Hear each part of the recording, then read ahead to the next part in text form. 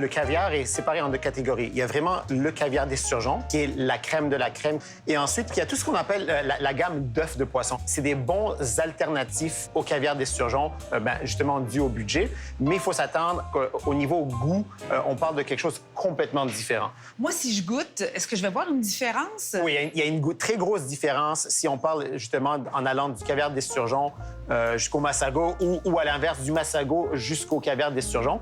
Je veux goûter. Les œufs de Kaplan, aussi nommés massago, sont les plus petits et les plus abordables. Ça, c'est le goût qu'on connaît sur des sushis, par exemple, ce qu'on retrouve assez régulièrement, là. Exactement. Donc, Un peu sucré, même. Exactement. Donc, le massago, c'est carrément une préparation asiatique où on va retrouver du soya, du sucre, du sel et toute une variété d'ingrédients. Et c'est vraiment pour décorer plus qu'autre chose. De la taille d'une tête d'épingle, les œufs de lompe, naturellement pâles, sont saumurés et colorés d'un noir ou d'un rouge brillant. Oh, ça, c'est salé. Oui. Donc, la particularité des œufs de lompe, c'est vraiment sa teneur en sel. On parle de 8 à 10 de sel. Les œufs de truite et de saumon tiennent leur belle teinte orangée des crustacés dont ils se nourrissent. Ils sont beaucoup utilisés dans les bols pokés et les plats asiatiques. Au niveau goût, c'est la même chose. La grosse différence, c'est vraiment la taille. Et ça, ce que ça va faire, les œufs de saumon, ça va être plus doux et ça va éclater plus facilement en bouche. L'œuf de poisson le plus recherché au monde est évidemment celui de l'esturgeon. Ces minuscules billes noires sont un produit de grand luxe pour lequel il est possible de débourser une petite fortune, soit autour de 250 $ le petit pot. Les autres œufs coûtent entre 4 et 12 $.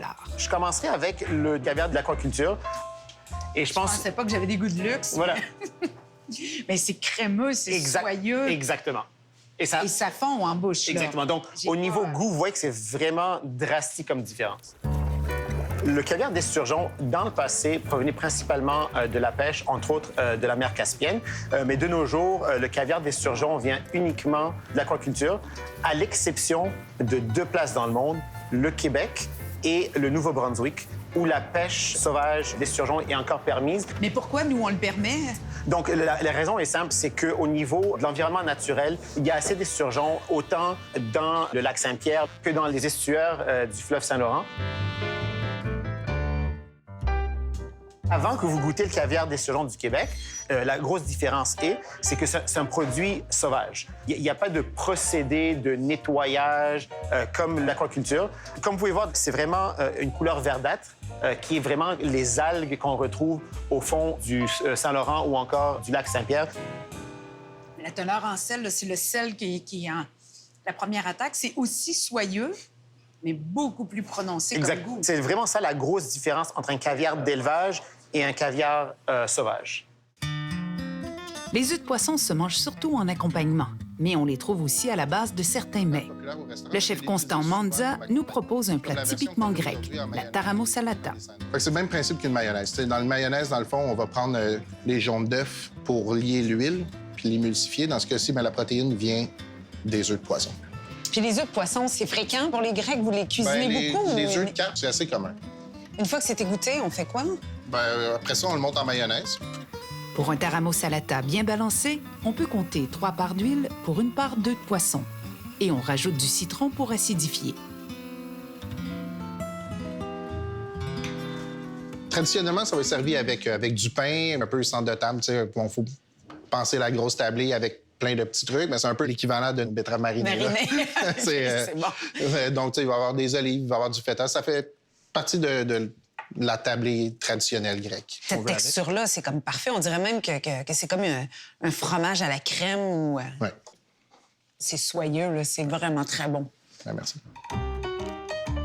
On trouve aussi sur le marché un condiment typiquement italien fait d'œufs de mulet salés et séchés en bloc, la bottarga. C'est la bottarga qu'on met dans la poêle, qu'on mélange. Donc là, je fais légèrement toaster le poivre. Ça fait partie de la cuisine populaire, la cuisine pauvre sicilienne. J'ai rajouté la bottarga.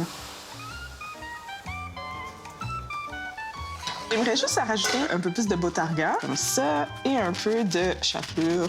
Ça remplacerait le fromage, dans le fond, avec une pâte au poisson. C'est pas un plat très protéiné, mais j'imagine très goûteux, là, quand Oui, parce que la botarga est quelque chose aussi de très tranchant comme goût. Soit on aime, soit on n'aime pas. Donc, on y goûte, puis on le sait tout de suite parce que ça goûte la mer. C'est un petit côté légèrement d'amertume, mais très poisson aussi.